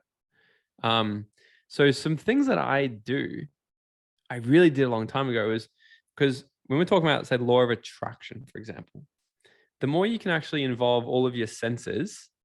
Okay, so identity will really get formed from all the things that we soak in through our senses. So I would do things like literally go to the Bentley dealership and go and sit in a Bentley and feel what a Bentley feels like to sit in. And I noticed how I didn't have the identity of that when I walked in and felt really uncomfortable. I was like, fuck. So I probably no shit sat in a Bentley maybe 20 or 30 times. Drive past, I'm going to go in. And every single time I walk in, I just feel more and more actually comfortable where I'm like, yeah, actually, of course I'll own one of these one day. So the more times I actually experience wealthy things, I actually put myself in the shoes of doing things like that, even going to nice shops like designer stores and trying on shoes and just looking at things and getting comfortable in those sorts of things. And now that's where I shop, right? Like Lloyd won't like that one, but but things like that really helped me start to, because if it can become, the unconscious mind doesn't know the difference between what's real and what's not real. So if you can go and, let's just say sit in a Bentley, the obtainability, what your unconscious mind believes, so what it believes it's now possible to obtain is a lot higher because it's actually experienced it. It's not as far out of the way. So things like that I'll do. And then, one thing that we'll go through at the Mind and Money Accelerator is managing money. And I have this account called my Play account where I'll put 10% of everything I make into a Play account. And my only job with that account is to absolutely fucking blow it every single month or spend it on shit that makes me feel really abundant and wealthy. So if there's only $20 in that account at the end of the month, you take it out and you walk into the nicest bar in town and you order yourself a glass of champagne. And you sit and you sip the shit out of that and you're like, whoa, and you enjoy that. If there's $2,000 in there, you go and book yourself a 5-star stay at the Emporium and you get room service and you get driven around town and you go to the best dinner there, get some Wagyu A5 steak, things like that. These are some things I've done along my journey to get me comfortable of having the identity of it being normal for me. Yeah. Did that help? Perfect. Thanks so much. Awesome. Very welcome.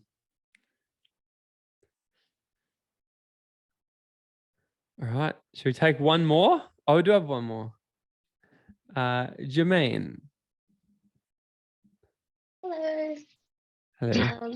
This is a question for, I guess both of you can answer this one, but I wanted to know what your top 3 book to like step into your potential or like, around money mindset would be, like if you could think of 3 at the top of your head. This one, this one, and okay. I was going to say, yes, I still have to read your point. I'll start there. I'll definitely start there. But your money mindset? Is that what you want to learn? Money mindset? Mhm. Yeah, I mean, if you read my book, it'll come together. Ones I read before I wrote those books, though, was Rich Dad, Poor Dad by Robert Kiyosaki and The Richest Man in Babylon by George Gleason. Awesome. Timeless classics. Thank you. I think my 3 favorites. First one, one of the things you said, like stepping into full potential, the magic of thinking big was, I've recommended it a million times and I've only read it once. So I need to revisit it because I remember that book was just, every page was like, fuck, this is good. That really expands how you think. That's an incredible book. Money related ones, look, Think and Grow Rich. It's the GOAT, it's the OG. And that stuff's all about unconscious reprogramming and all these sorts of things. And I love a lot of mindset stuff. And then obviously apart from Lloyd's, Secrets of the Millionaire Mind. Extremely good book. Thank you so much. Very welcome. There's this thing that you can all take away that will help is what makes you feel rich is evidence. Evidence that is important. And so what I mean by that, like what Morgan said is so true. When you are, say, sitting in the car of your dreams, you're tricking your brain into seeing evidence. Like it's part of the process. But seeing like evidence you've attained that's real, like that is the most powerful thing you can do for your money mindset. So if you have a goal, if you're so flat broke, you have a goal, the goal would be $1,000 cash in your bank account.